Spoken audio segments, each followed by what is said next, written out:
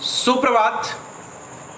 आज हम बाजार दर्शन पढ़ेंगे। कल हमने जैनेन्द्र जी के विचार देखे, उनका पाठ परिचय देखा, उनके प्रमुख साहित्यिक पुस्तकों के बारे में हमने जानकारी प्राप्त की।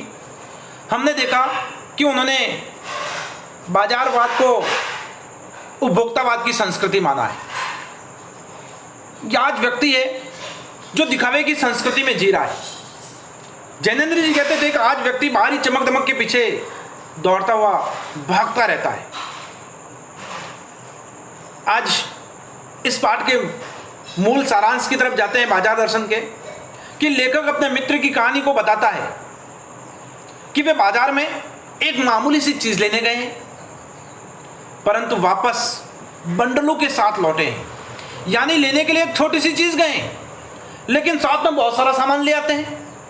जिनकी जरूरत है और जिनकी जरूरत नहीं है वो भी ले आते हैं। लेखक के पूछने पर उन्होंने पत्नी को दोषी बताया। मित्र कहता है कि मैंने अपने मित्र को पूछा कि तुम लेने के लिए तो ये चीज लेने के लिए गए थे और इतना सारा सामान लेकर के कैसे आए? तो वो कह देते हैं कि मेरे साथ देखो कौन आया है बाजार में, मेरी पत्नी आई है और मैं पत्नी के प्रभाव में आ गया, पत्नी के वशीभूत हो गया और पत्नी ने मुझे कहा मुझे ये भी चाहिए, मुझे ये भी चाहिए, मुझे वो भी चाहिए।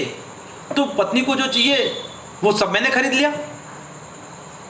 यानी कि दोष किसको दिया? खरीदा तो लेखक ने, मित्र ने, लेकिन दोष पूरा पत्नी को दे दिया।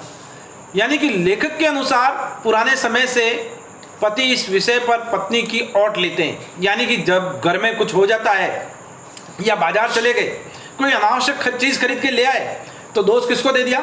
अपनी पत्नी को, कि मैंने तो खूब कहा था नहीं चाहिए मुझे, लेकिन ये मानी नहीं कि हमारे घर में तो ये होना चाहिए और इसने इस चीज को खरीदने पर विवश कर दिया, इसलिए मुझे ये लेना पड़ा और मैं इसे लेकर के आ गया हूं। यानी कि प्राचीन काल से ही व्यक्ति जब दुविधा में फंस जाता है तो सहारा किसका लेता है? अपनी पत्नी का सहारा लेता है। और इसमें मनी बैग अर्थात पैसे की गर्मी की विशेष भूमिका अदा करता है। यानी कि मनी बैग है जो पैसे की गर्मी है। यानी कि सहारा तो उसने पत्नी का लिया है, लेकिन पैसे का पावर है, उसके जेब में खूब पैसा है, पैसा उछल रहा है। उस मनी पावर के कारण उसने अनावश्यक चीजों को खरीदा है। वो अपने मनी पावर को बताना चाहता है। यानी प्राचीन काल से गर्मी तो उसके मनी पावर की है और दोष किसको दे रहा है? पत्नी को दे रहा है। पैसा पावर है, परंतु उसे प्रदर्शित करने के लिए बैंक बैलेंस, मकान, कोठी आदि इकट्ठा किया जा सकता है। लेखक कह रहा है पैसा पावर है व्यक्ति का, व्यक्ति पैसे का पावर दिखाता रहता है, मेरे पास ये है, मेरे पास वो है, ऐसा है, वैसा है, परंतु उसे प्रदर्शित करने के लिए क्या है? बैंक बैलेंस भी तो दिखा सकता है। वो बहुत बड़ा मकान भी बना सकता है, बहुत आलीशान कोठी भी बना सकता है, किसी प्रकार इकट्ठा कर सकता है। पैसे की परचेजिंग पावर के प्रयोग से पावर का रस मिलता है। लेकिन जब पैसा है, बाजार में जाता है और पैसे का पावर दिखाता है, तो वो अपने परचेजिंग पावर से दिखाता है। यानी कि अपने शान शौकत को बताता है, अपनी प्रतिष्ठा को बताना चाहता है। वो महंगी से महंगी गाड़ी खरीदेगा, उसका काम छोटी चीज से हो सकता है, लेकिन महंगी से महंगी लाएगा ताकि समाज में उसकी प्रतिष्ठा रहे। लोग संयमी भी कुछ लोग होते हैं जो बहुत संयमी होते हैं, वो जरा भी दिखावा नहीं करते हैं। वे पैसे को जोड़ते रहते हैं, एक एक पैसे को जोड़ते हैं तथा पैसे के जुड़ा होने पर स्वयं को गर्विला महसूस करते हैं। मित्र ने बताया कि मेरा सारा पैसा खर्च हो गया। मित्र की अधिकतर खरीद है जो परचेजिंग पावर के अनुपात से आई थी, न कि जरूरत की। यानी कि मेरे मित्र ने जो जो चीजें बाजार से खरीदी थी उसमें बहुत सारी चीजें आई थी, वो मनी पावर से आई थी, परचेजिंग पावर से आई थी। यानी कि उन्हें जरूरत बहुत कम चीज की थी, लेकिन जब भी बाजार जाते, बाजार की चमक दमक को देखते, बाजार में विज्ञापनों को देखते और उन्हें देख करके उन्हें खरीदने के लिए लालायित हो जाते और उन सभी चीजों को खरीद करके अपने घर ले आते। लेखक बताता है, लेखक कहता है कि फालतू की चीज की खरीद का प्रमुख कारण बाजार का आकर्षण केंद्र है। कि बाजार में जाते हैं और बाजार से हम फालतू की चीज खरीद करके ले आते हैं, उसका कारण क्या है? बाजार में आकर्षण शक्ति है। बाजार हमें अपनी तरफ खींचता है, लालायित करता रहता है हमें, और बाजार की चमक दमक को देख करके बाजार में इस तरीके से हर चीज को डिस्प्ले किया जाता है कि उन्हें देख करके हमारे मुंह में लार आती रहती है कि ये चीज मेरे घर में होनी चाहिए, ये चीज मेरे पास होनी चाहिए। मित्र ने इसे शैतान का जाल बताया। लेखक कहता है कि वो मित्र कहते हैं ये बाजार क्या शैतान का जाल है, वो शैतान है जो हमें जाल में फांसता रहता है। या ऐसा सजा होता है शैतान का जाल कि भैया इसमें नहीं फंसता, यानी शिकारी नहीं फंसता है। बाजार अपने रूल जाल में सबको उलझाता रहता है। बाजार अब इतना सजा हुआ होता है, इतना सौंदर्य होता है कि हम सबको उसमें उलझाता रहता है। इसके आमंत्रण में आग्रह नहीं है। ऊंचे बाजार का आमंत्रण मूक होता है, वो चुपचाप हमें उसकी तरफ खींचता रहता है। यह इच्छा जगाता है हमारे मन में कई प्रलोभन जगाता रहता है। हर आदमी को चीज की कमी महसूस होती है। बाजार को देख करके हर व्यक्ति सोचता है कि ये चीज मेरे पास नहीं है। हर व्यक्ति सोचता है लिखने के लिए पेन काम आ रहा है, 5 रुपए के पेन से भी लिखा जा सकता है, लेकिन मेरे मित्र के पास तो 150 रुपए का पेन है। मैं देखता हूं क्यों नहीं मेरे पास ऐसा पेन हो, मेरे पास में भी ऐसा हो सकता है, मुझे भी ये खरीदना चाहिए। क्यों कि बाजार क्या है, लालायित करता रहता है। और मैंने मित्र के पास देखा और बाजार में सुंदर तरीके से इसे टांग रखा है, और जैसे ही मैं दुकान में गया और उसे देख करके लालायित हो गया। यानी कि मुंह का आमंत्रण है बाजार का। ऊंचे बाजार का आमंत्रण मुंह ही होता है। जो जितना बड़ा बाजार होता है वो चुपचाप सबको आकर्षित करता रहता है। यह इच्छा जगाता है हमारे अंदर कि हर आदमी को चीज की कमी महसूस होती है, कि हर आदमी ये सोचता है कि ये चीज मेरे पास नहीं है। चाहे और अभाव मनुष्य को पागल कर देता है। असंतोष, तृष्णा, ईर्ष्या से मनुष्य सदा के लिए बेकार हो जाता है। मनुष्य के मन में हर समय असंतोष रहता है, तृष्णा रहती है, ईर्ष्या रहती है, कि हर चीज को प्राप्त करने के लिए वो लालायित रहता है कि ये चीज मेरे पास होना चाहिए, ऐसा होना चाहिए, वैसा होना चाहिए। एक मित्र है जो बाजार को देख करके हर समय लालायित होता है।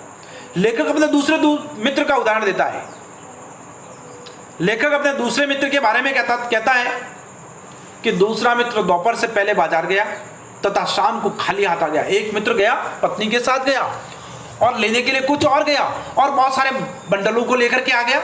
और दूसरा मित्र जाता है, बाजार गया लेकिन खाली हाथ आया, कुछ भी लेकर के नहीं आया। उससे पूछा, भाई तू बाजार की आकर्षण शक्ति में क्यों नहीं फंसा? पर बताया कि बाजार में सब कुछ लेने योग्य था, परंतु कुछ भी ना ले पाया। सब कुछ था वहां पे, लेकिन मैं ले नहीं पाया। एक वस्तु लेने का मतलब था दूसरी छोड़ देना। मैं एक ले लेता तो दूसरी छोड़ देता। अगर अपनी चाह का पता नहीं तो सब और चाह हमें घेर लेती है। अगर हमें अपनी इच्छा का पता नहीं है तो सब तरह इच्छा जागृत होती है, सब तरह चाहे हमें घेरती रहती है, और ऐसे में कोई परिणाम ज्ञात नहीं होता, हमें कोई रिजल्ट नहीं मिलता है। बाजार में रूप का जादू है।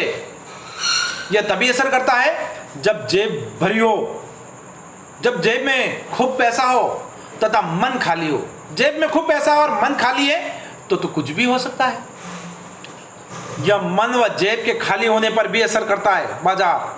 खाली मन को बाजार की चीजें निमंत्रण देती है। मन खाली होता है तो बाजार की चीजें हमें आकर्षित करती रहती है, हमें निमंत्रण देती रहती है, और सब चीजें खरीदने का मन करता रहता है कि मैं ये खरीदूं, मैं वो खरीदूं। मुझे यानी कि इच्छाएं क्या अनंत है, इच्छाओं का कोई पारावार नहीं है।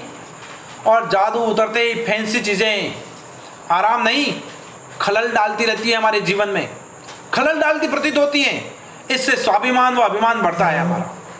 जादू से बचने का एकमात्र उपाय यही है कि बाजार जाते समय मन खाली न रखो।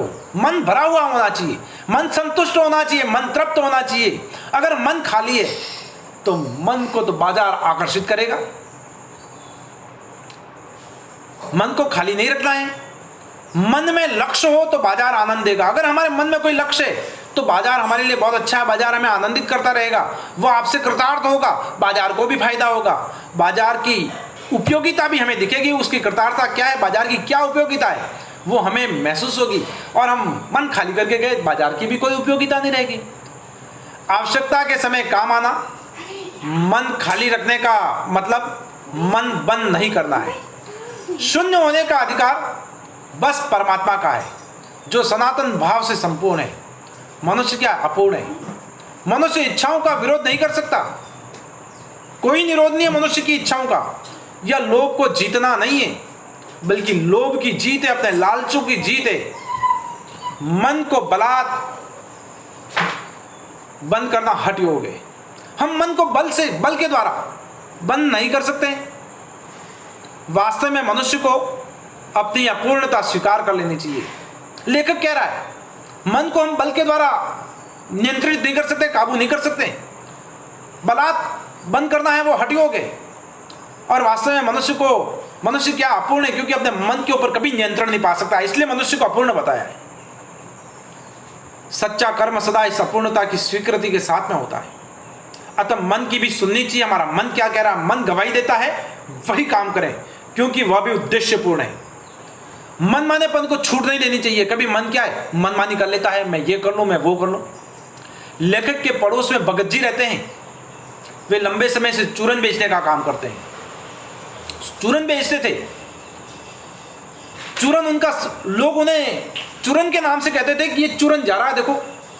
चूरन उनका सरनाम पड़ गया भगत जी का। वे प्रतिदिन 6 आने पैसे से अधिक नहीं कमाते थे। वो प्रतिदिन 6 आना कमाते थे चूरन बेच करके। वे अपना चूरन है जो थोक व्यापारी को भी नहीं देते थे, और ना ही पेशगी ऑर्डर देते थे। कोई अगर ऑर्डर ले लेता, ऑर्डर भी नहीं लेते थे। उनका नियम था कि मुझे 6 पैसे का ही बेचना है। 6 आने पूरा हो जाता, जैसे 6 आने पूरे हो जाते, वे बचा हुआ जो चूरन होता वो वहाँ के बच्चों को मुफ्त में बांट देते और सदा स्वस्थ रहते, सदा आनंदित रहते। आज के लिए इतना ही। धन्यवाद।